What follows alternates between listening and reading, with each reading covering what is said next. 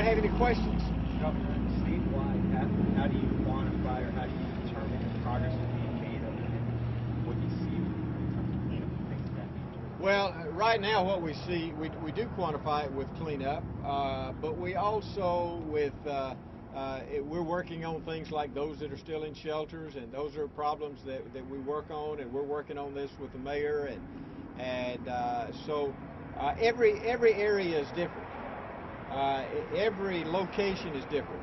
North Alabama is different from this area right here. But you saw on TV Joplin, Missouri. Well, that's Tuscaloosa, Alabama. There was no difference. But you take Tuscaloosa and you put it in about 30 places all over the state, and they're all the same. They're just not quite as large. And so every place you go, you see a difference in the response. But most places have done a very good job, and I'm very pleased with what has taken place. We've had good response primarily from the local EMA and all of our other first responders, and then the heads of our commissions and our sheriffs, and also our mayors. We've had weekly, we have conference calls with mayors and with county commissioners, trying to answer their questions. Early on, one of the problems that they were worried about was who was going to pick up the 75-25, and so they were not getting started. And I just made a unilateral decision on the part of the state, and I said, if you will start picking up the sticks and you'll start cleaning up, we'll pay for 30 days. We have worked that now to a 90-10 mark by working with FEMA, and we're continuing to try to extend that on outward, so that we'll continue to get that 90-10 mark until we reach the threshold, which is $607 million.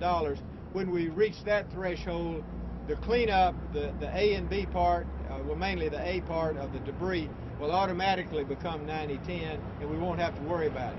But we will at some point, hopefully today, announce probably an extension of that, and hopefully I have asked for 30 more days from June the 12th until July the 12th, and by then I feel like that we will have reached that threshold of $607 billion. Any other questions? Governor said that obviously there was a spike in unemployment when small businesses like this were affected by the tornado. So many of them.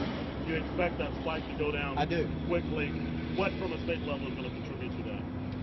Well, one of the things that we have tried to do is we have worked with our small business people, and we're going to work with locals, and we're going to do everything that we can with cities and with counties, trying to get these businesses back, so that the small business group that comes in with FEMA, they've done a good job, so that you can get low interest loans. I mean, it takes a little while to get a business going again. I mean, you can't do it in a week, especially if it's like this. I mean, you can't do it. So we just got to help individual businesses, and that's what West Alabama Chamber of Commerce, they've done such a fantastic job with what they've put together. And one of the things that we're going to put together in the state is actually something similar to this. Now, in Mississippi, we looked at what they did in Katrina, and they put together a beautiful booklet on it. All right, it took them about 6 months to put that together. We're not waiting on that. We're not going to put a booklet together. We're going to get to work just like y'all have already gotten to work.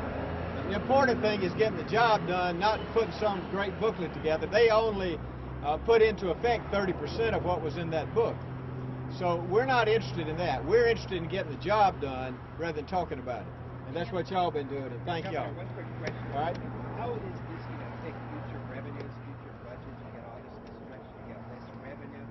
You have the problem also of having to pay for that. Well, we will be working and deciding on what the locals will have to pay. If we get to the 90-10 mark, we may just say we'll pay for half of it, the locals will pay for half of it, so that would only be 5%. So we'll be able to help the local cities and counties a lot on the decisions that we make on that. But that's still fluid, and we're still working on that. As far as our budgets are concerned, believe it or not, even though I hate tragedies and the loss of lives are terrible, and we need to never forget that's the most important. Just like the mayor and the probate judge said, the most important thing we always remember are people. But one of the things that happens like here is this is actually going to stimulate our economy, because money is going to be coming into the state that otherwise would not be coming in. And so money will begin to flow, and so in the long run, a tragedy sometimes can lead to a stimulation of the economy. But I mean, we don't want tragedies, but that's one of the things that many times will happen as money begins to flow into the state. So we feel like that the unemployment rate will go back down, and in fact, I believe the unemployment rate will go down much further as we put people back to work. And so that's what we're trying to do. That's why we want local people hired to do these jobs. That's why I have made such a big emphasis on hiring Alabama companies. And across the state, they've done that. Now, sometimes they were not able to do that, but most of the time they've been able to hire Alabama workers and Alabama companies. And I won't say who it was, but there was one county commissioner that I called and told him that I expected him to be hiring Alabama people. And they have done that, and I appreciate that. Governor, Last question. when you have this economic bump, the sectors of the economy that are helped quickest are like construction, banking, retail, that sort of thing. Any thought at all given to try and make the best of a bad situation so that the economy in general is helped by all of these insurance dollars coming in? Well, I think what we need to do when you have something like this is you now need to go into a planning phase on how are you going to rebuild. I think that's very important, and I'm sure the mayor is looking right now at plans on what we need to do to make the city better. If you have an area that's totally destroyed, how are you going to rebuild it? And how will it be rebuilt so that it would be better than it was before the storms hit? Very good. Thank you all. Thank you all.